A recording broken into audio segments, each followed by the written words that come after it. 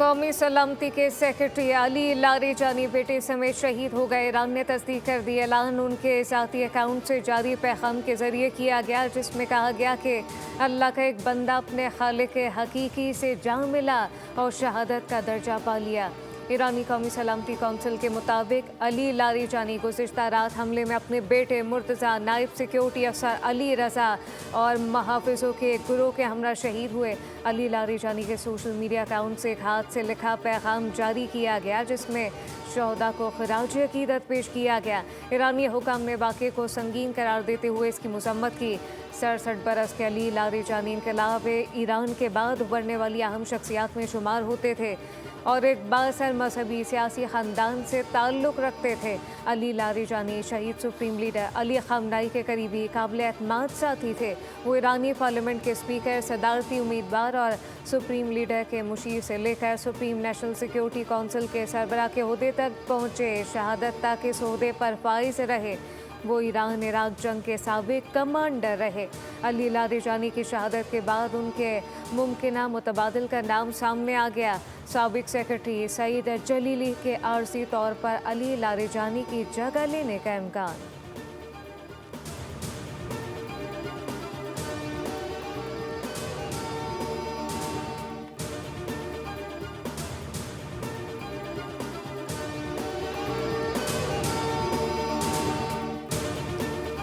Larijani की शहादत का सख्त इंतकाम लिया जाएगा। ईरानी सदर मसूद पेशेकियान का ऐलान। अली लारीजानी को एक मुमताज़ और काबिल कदर शख्सियत करार देते हुए कहा, उन्होंने इस्लामी जमहूरिया ईरान की ज़िंदगी भर मुख्तलिफ अहम ओहदों पर खदमात अंजाम दी, मुल्क की तरक्की, कौमी पॉलिसी साजी में नुमाया किरदार अदा किया। ईरानी वज़ीर ख़ारजा ने अल जज़ीरा से गुफ्तगू में कहा कि ईरान का सियासी निज़ाम मजबूत है, आला रहनुमा की शहादत उसे हिला नहीं सकती। ईरान में ऐसा निज़ाम है जो इदारों पर कायम है। अब्बास इराक़ची ने कहा कि ईरान में सियासी, इक़्तिसादी, समाजी इदारे मुस्तहकम हैं। एक फ़र्द की मौजूदगी या गैर मौजूदगी मज़बूत ढांचे को मुतासिर नहीं करती। ख़ित्ते में नुकसान की जिम्मेदारी अमरीका पर आयद होती है। दुश्मन को अपनाए हरमस के इस्तेमाल की इजाज़त नहीं दी जाएगी। ईरान ने जंग का आगाज़ नहीं किया, सिर्फ अपना दिफा कर रहे हैं।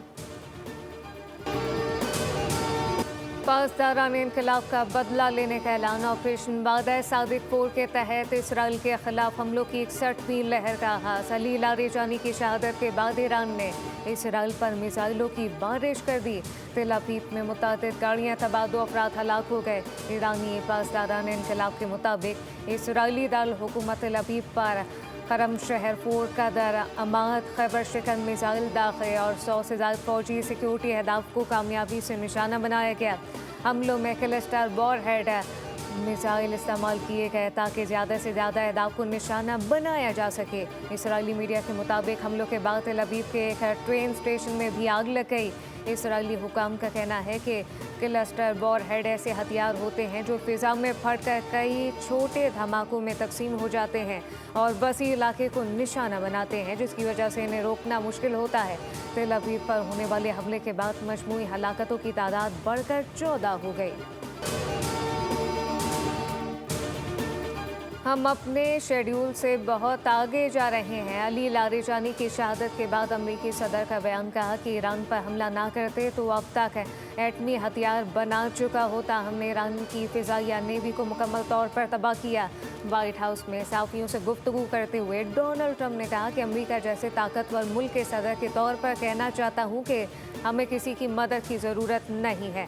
नेटो अहमकाना गलती कर रहा है। नेटो को इस वक्त खत्ते में होना चाहिए था। फ्रांसीसी सदर की जानिब से अबनाए हरमस खुलवाने के ऑपरेशन में हिस्सा न लेने के बयान पर ट्रंप ने कहा कि मैक्रोन जल्द ओहदे से सुबुकदोश हो जाएंगे। ट्रंप ने दावा किया जापान, ऑस्ट्रेलिया, जनूबी कोरिया इस सूरत हाल से मुत्तफिक थे, लेकिन ज़रूरत के वक्त उन ममालिक ने अमरीका के लिए कुछ नहीं किया।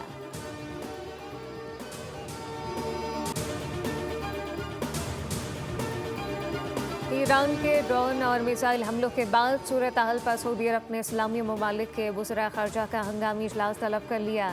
सऊदी वज़ारत ख़ारजा के मुताबिक आज इजलास में ख़त्ते की मौजूदा सूरत हाल, इलाकाई सलामती से मुतल्लिक़ अहम उमूर पर मुशावरत होगी। रुकन ममालिक को दरपेश चैलेंजेस, बाहिमी ताउन और ख़त्ते में अमन इस्तेहकाम के लिए मुश्तरका हिकमत अमली पर गौर किया जाएगा।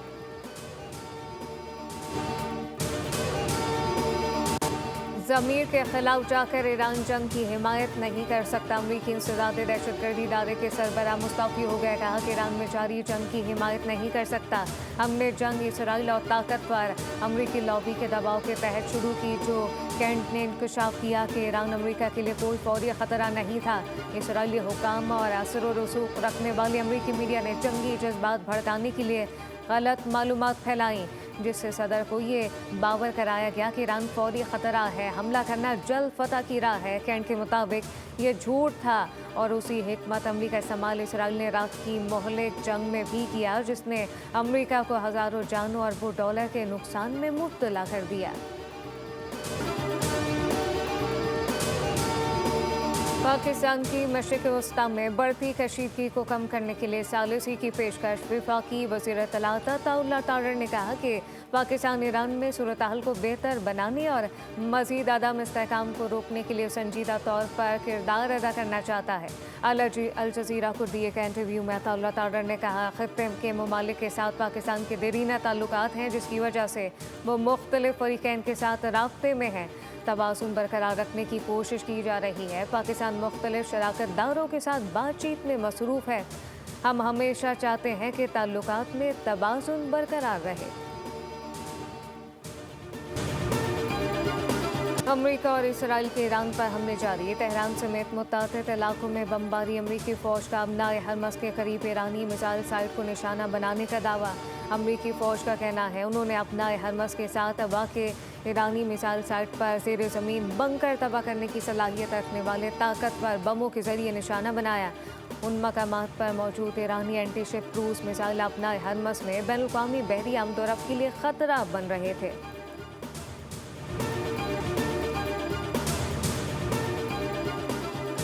सऊदी अरब ने मज़ीद 3 ड्रोन को फ़िज़ा में तबाह कर दिया। मशरिकी रीजन में 2 हमलों का सामना किया। सऊदी वज़ारत ख़ारजा के मुताबिक पहले हमले में बैलिस्टिक मिसाइल तबाह किया गया, दूसरे हमले में 3 ड्रोन मार गिराए। मिसाइल का मलबा प्रिंस सुल्तान एयरबेस के करीब गिरा।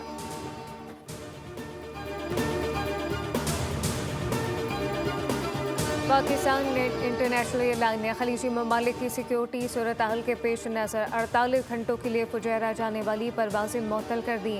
तर्जुमान के मुताबिक मौजूदा हालात के बाइस ये फैसला एहतियाती तदाबीर के तौर पर किया गया। आलाइन के लिए परवाज़ें मामूल के मुताबिक जारी रहेंगी। फ़िलहाल मुत्तहदा अरब अमारात के लिए सिर्फ इसी रूट पर ऑपरेट किया जाएगा। ख़त्ते में कशीदगी के बाइस मुल्क भर से आज मशरिक़ वस्ता के लिए 83 परवाज़ें मनसूख हो चुकी।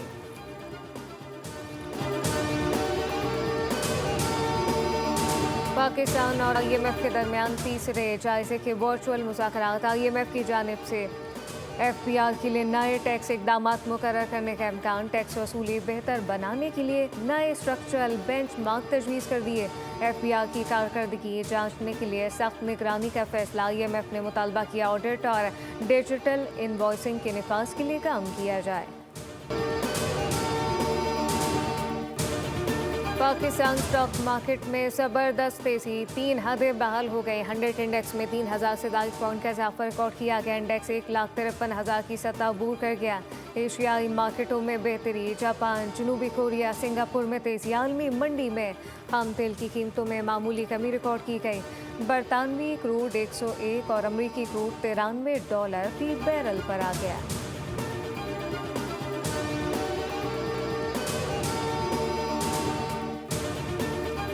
यौम पाकिस्तान परेड समेत 23 मार्च की तमाम तकरीबात मनसूख। सदर मुमलिकत आसिफ अली जरदारी ने असम्बली की मंजूरी दे दी। एलामिया के मुताबिक तकरीबात मनसूखी का फैसला खलीजी तेल बहरान और हुकूमत की किफ़ायत शारी पॉलिसी के पेश नज़र किया गया। मौजूदा हालात में अखराजात कम रखना ज़रूरी है, इसीलिए रिवायती फ़ौजी परेड और दीगर बड़ी तकरीबात नहीं होंगी। मुल्क भर में महदूद पैमाने पर परचम कुशाई की तकरीबात मुनक़िद की जाएंगी ताकि दिन की अहमियत और उसका पैगाम बरकरार रहे।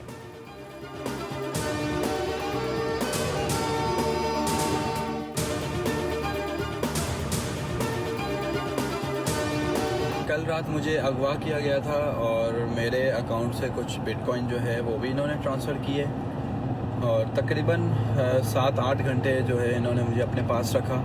मुंह पे मास्क वगैरह पहनाया हुआ था। कुछ USDT मेरे पास पड़े हुए थे जिनके इन्होंने बिटकॉइन बाई किए। और फिर मुझे कहते हैं कि भाई अपने लड़कों को कॉल कर, जो भी तेरे ट्रेडर्स हैं पाकिस्तान में, इन्फ्लुएंसर्स हैं, उनको कॉल कर, कुछ डॉलर उससे मांगे मैंने। कराची में क्रिप्टो के ट्रेडर की short term kidnapping. Super highway पर डबल केबिन गाड़ी में सवार मुसल्लह अफराद ने रोका। $13,000 के बिटकॉइन अगवाकारों ने अपने अकाउंट में ट्रांसफ़र करवाए। 7 से 8 घंटे हाथ पैर बांध कर मुझे यरगमाल बनाए रखा। मारूफ क्रिप्टो ट्रेडर ने वाक़े का अहवाल बता दिया। मुसल्लह अफराद ने गाड़ी में बिठाते ही पहला सवाल किया कि डॉलर कहाँ है, कहाँ गया, $5 लाख दे दो तो छोड़ देंगे। 8 घंटे बाद मुझे $5,000 देकर सुराग बोर्ड पर फेंक दिया।